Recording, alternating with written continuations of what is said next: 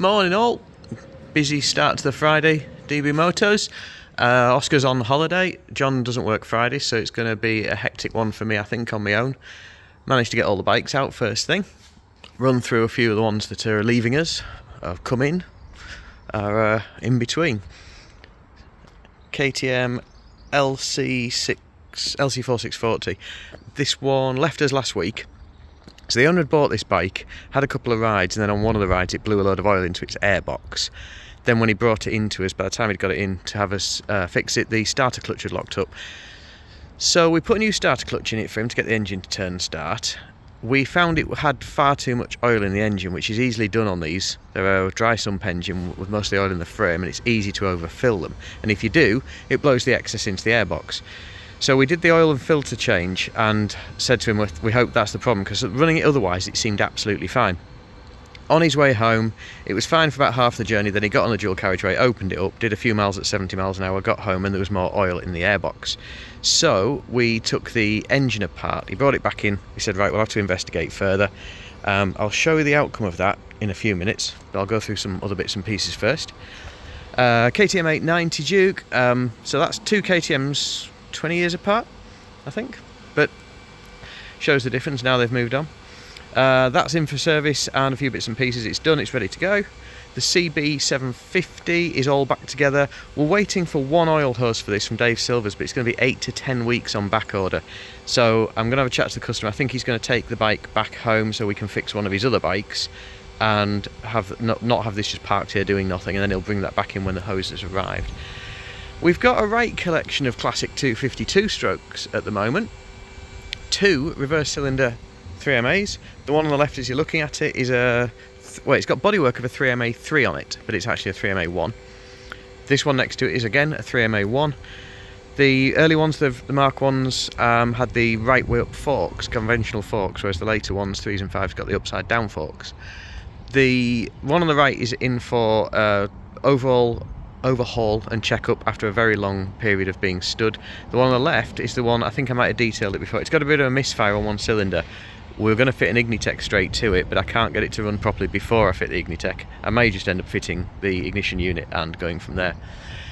KL1S, not a 250 anymore, this is a 300.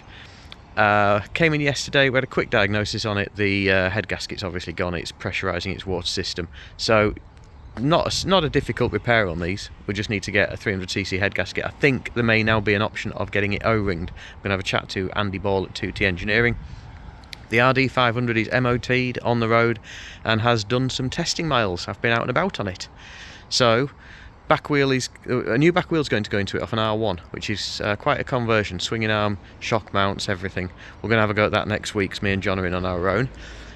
Bandit 650, this is a running bike that's come in, Black Widow I think exhaust on it, and the customer has bought that, which is on the back seat, a Dyno jet kit. So we're going to dyno it, see what it's doing, put the Black Widow Dyno jet kit in it, dyno it again, see how it's doing.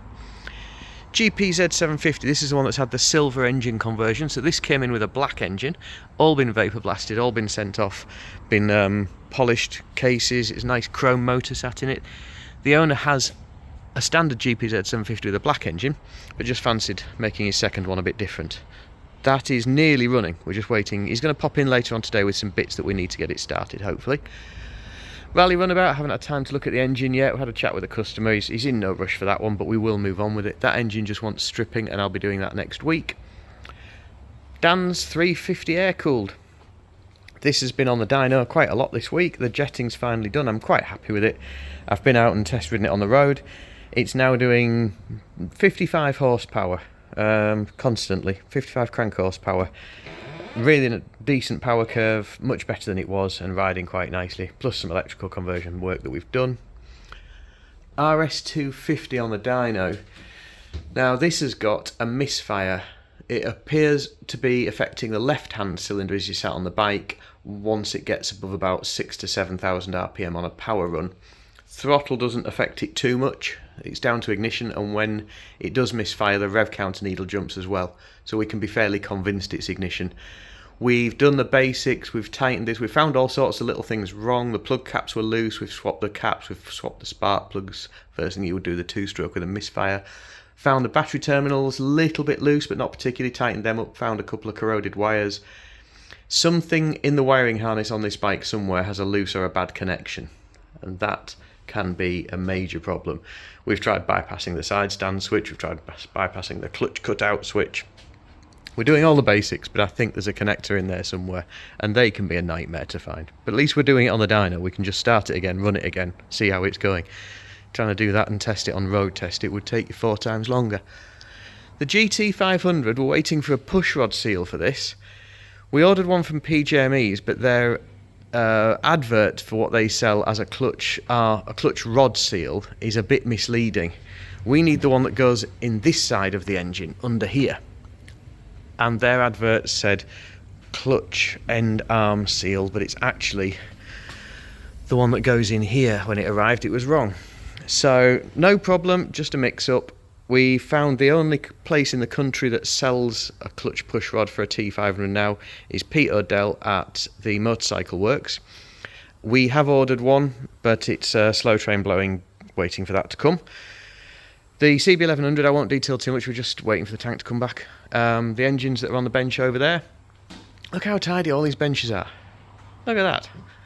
After last week, it was a bit of a bomb site last week. We'd had a ridiculously busy week, and it comes to a point where you're just working, and then you stop and you tidy everything, and that's what we did.